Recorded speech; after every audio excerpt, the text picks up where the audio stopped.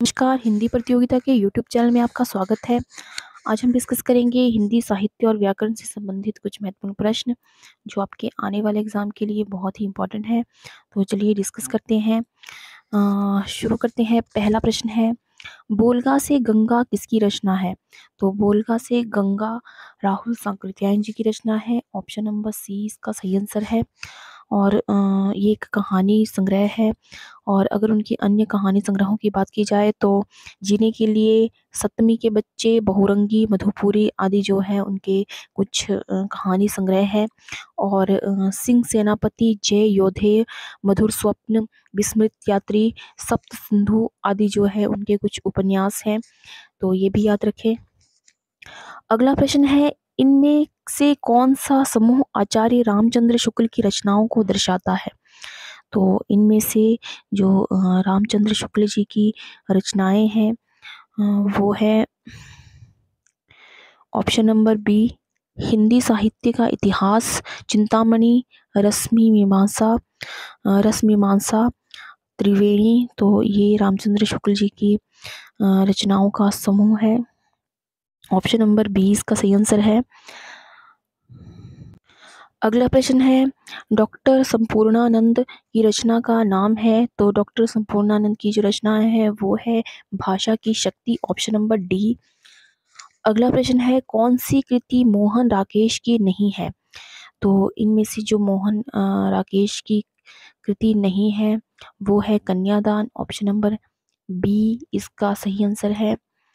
आषाढ़ का एक दिन, लहरों के राजहंस, आधे अधूरे जो है वो मोहन राकेश के नाटक हैं, ये तीनों ही। अगला प्रश्न है, दृश्य काव्य की विधा है? तो दृश्य काव्य की जो विधा है वो है नाटक। ये एक नाटक है। ऑप्शन नंबर ए इसका सही आंसर है। अगला प्रश्न है, शब्दार्था संहति काव्यम परिभाषा किसके द्वारा दी गई है? तो ये जो है वो आचार्य बामह के द्वारा दी गई है। ऑप्शन नंबर सी इसका सही आंसर है। नहुष नाटक के लेखक बाबू गिरिधर दास का भारतेंदु हरिश्चंद्र से क्या संबंध था? तो वो जो है भारतेंदु के पिता गोपाल चंद्र गिरिदास कृत नहुष जो है नहुष नाटक के जो लेखक है बाबू गिरिधर दास, तो वो उनके पिता थे। ऑप्शन नंबर ए इसका सही आंसर है। अगला प्रश्न है, नीचे दिए गए नामों से कौन से कवि बल्लभाचार्य के शिष्य नहीं थे? तो बल्लभाचार्य के जो है वो 8 कवियों में जो अष्टचाप के जो 8 कवि थे उन कवियों में जो है 4 बल्लभाचार्य के शिष्य थे। तो उनमें से थे कुंभन दास, सूरदास, परमानंद दास और कृष्णदास।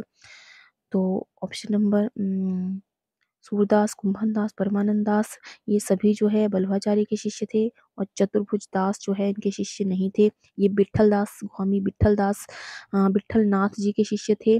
गोविंद स्वामी, नंददास, चित स्वामी और चतुर्भुज दास।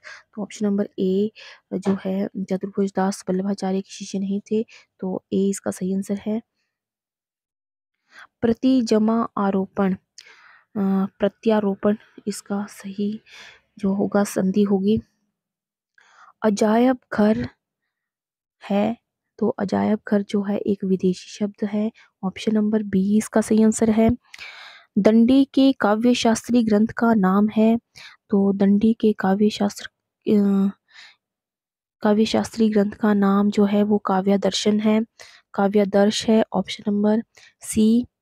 और अगर दंडी की अन्य रचनाओं की बात की जाए तो दश कुमार चरित, काव्यादर्श, अवंती सुंदरी कथा, छंदो विचिति कला, परिच्छेद, द्विसंधान काव्य। तो ये उनकी कुछ रचनाएं हैं। अगला प्रश्न है, दैत्य जमा अरिही दैत्यारिही एक उदाहरण है? तो ये उदाहरण है स्वर संधि का। ऑप्शन नंबर बी इसका सही आंसर है। कह जमा अपी की संधि होगी, तो इसकी संधि होगी को कोई भी। राम दशरथ के पुत्र थे का संस्कृत मूल है? तो इसका होगा राम दशरथस्य पुत्रः आसीत्। ऑप्शन नंबर ए इसका सही आंसर है। ज्ञानिभिः सार्थं कदापि न दुहिते का अनुवाद है, तो इसका अनुवाद होगा ज्ञानी के साथ कभी भी बैर नहीं करना चाहिए। ऑप्शन नंबर सी इसका सही आंसर है। निम्नलिखित में से कंठ्य ध्वनियाँ कौन सी है? तो इनमें से जो है कंठ्य ध्वनियाँ जो है वो है क और ख। ऑप्शन नंबर ए इसका सही आंसर है। क वर्ग का उच्चारण जो है कंठ या कोमल तालु से होता है, तो ए इसका सही आंसर है। अगला प्रश्न है, नीचे दिए गए विकल्पों में से तत्सम शब्द का चयन कीजिए। तो इसमें तत्सम शब्द है गोधूम। नीचे दिए गए विकल्पों में से तद्भव शब्द का चयन कीजिए। तो इसमें तद्भव शब्द होगा मुंह। Option number B. शैतान की आंत का अर्थ है, इसका अर्थ होगा अत्यंत धूर्त व्यक्ति। ऑप्शन नंबर ए इसका सही आंसर है। निम्नलिखित में से कौन सा नाटक जयशंकर प्रसाद द्वारा रचित नहीं है? तो जयशंकर प्रसाद का जो नाटक नहीं है वो है करवला। ऑप्शन नंबर सी इसका सही आंसर है। जयशंकर के प्रसाद के नाटक के बारे में हम काफ़ी बार रिवाइज कर चुके हैं। स्कंदगुप्त, चंद्रगुप्त, रूपस्वामिनी, ये सभी उनके नाटक हैं।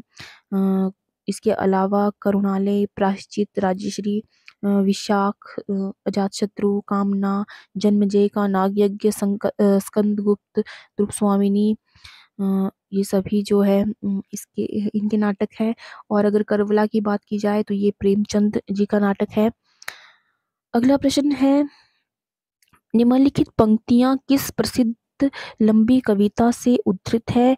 प्रतिपल, परिवर्तित, व्यूह, भेद, कौशल, समूह, राक्षस, विरुद्ध, प्रत्यूह, क्रुद्ध, कवि, विषम। तो ये जो है वो राम की शक्ति पूजा से लिया गया है। ऑप्शन नंबर ए इसका सही आंसर है। राम की शक्ति पूजा की रचना जो है निराला जी ने की थी और इसकी रचना 1936 में की गई थी। और राम की शक्ति पूजा जो है एक लंबी कविता है जो अनामिका में संकलित है।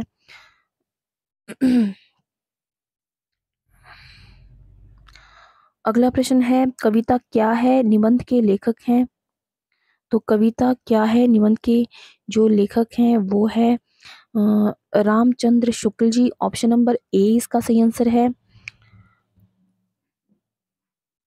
और अगर रामचंद्र शुक्ल जी के अन्य निबंधों की बात की जाए तो श्रद्धा, भक्ति, लज्जा और गलानी, करुणा, उत्साह, कविता क्या है, साधारणीकरण और व्यक्ति वैचित्र्यवाद, ईर्ष्या, लोभ, प्रीति, घृणा, लोक मंगलम की साधनावस्था, रसात्मक बोध के विविध रूप, भारतेंदु हरिश्चंद्र, तुलसी का भक्ति मार्ग, मानस की धर्मभूमि, अभिव्यंजना, जो है ये सभी आचार्य रामचंद्र शुक्ल के निबंध है।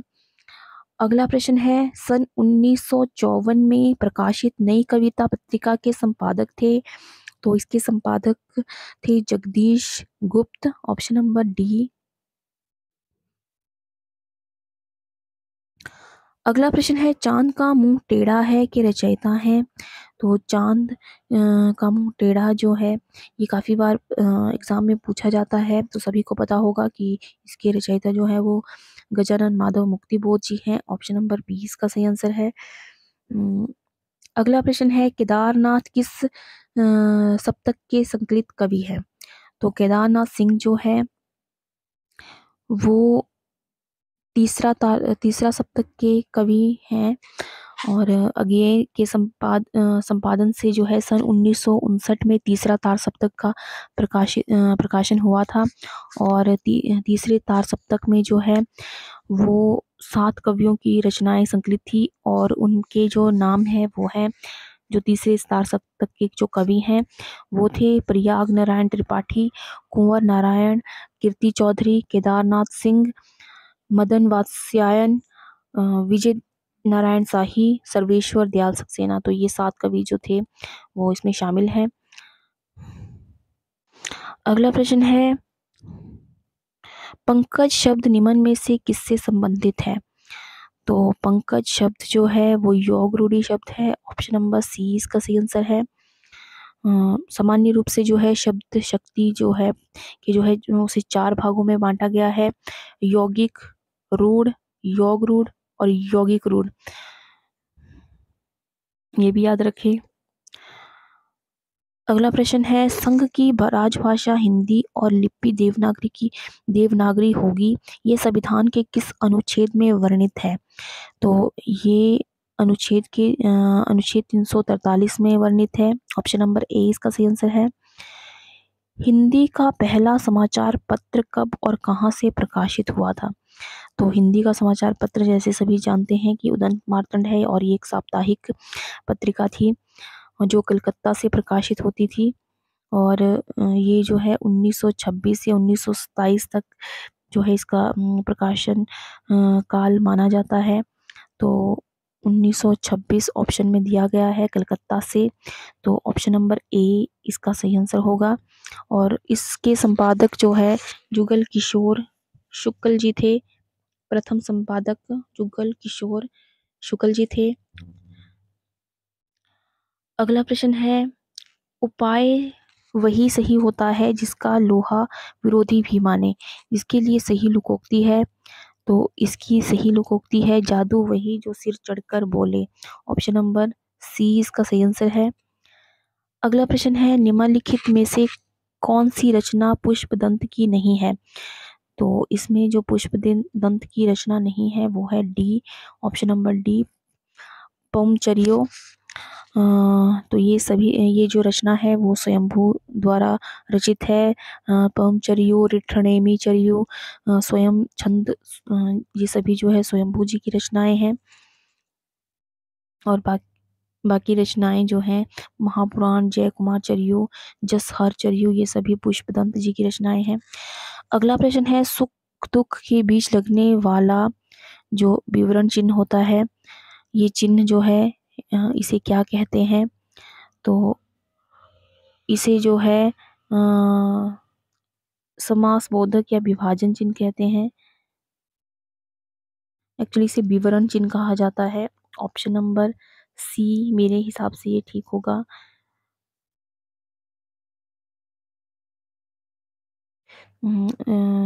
योजक चिन्ह भी कहा जा सकता है इसे, तो ऑप्शन नंबर बी इसका सही आंसर है। योजक चिन्ह, विवरण चिन्ह शायद बड़ा होता है, जो इससे थोड़ा सा बड़ा उसे विवरण चिन्ह कहा जाता है, लेकिन ये जो बीच में आते हैं इसे योजक चिन्ह कहा जाता है।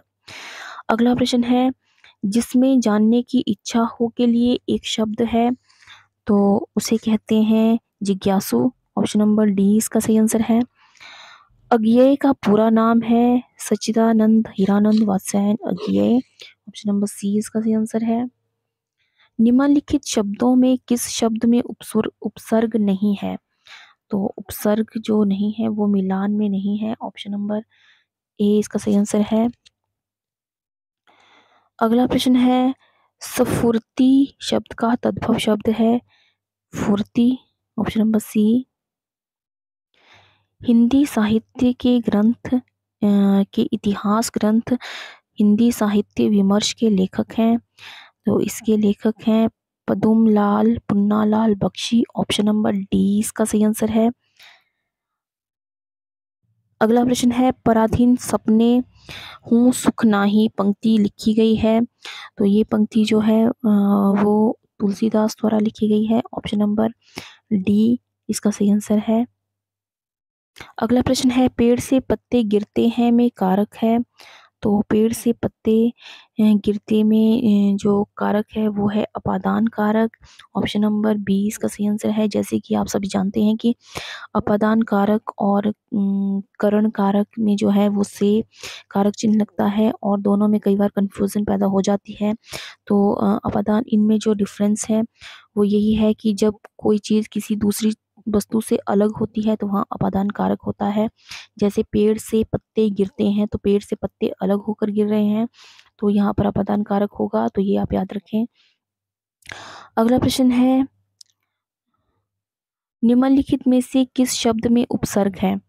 तो उपसर्ग जो है वो पराजय में है। लाचार का विलोम शब्द है, लाचार का विलोम शब्द होगा अनाचार। ऑप्शन नंबर ए इसका सही आंसर है। तो ये थे आज के हिंदी साहित्य और भाषा से संबंधित कुछ महत्वपूर्ण प्रश्न। तो आई होप आपको ये वीडियो पसंद आया हो, तो वीडियो को लाइक और शेयर करना बिल्कुल ना भूलें। और चैनल को अगर अभी तक सब्सक्राइब नहीं किया है तो चैनल को सब्सक्राइब करें। और आज की वीडियो में बस इतना ही। मिलते हैं एक नई वीडियो में कुछ नए प्रश्नों के साथ। तब तक के लिए जय हिंद, जय भारत।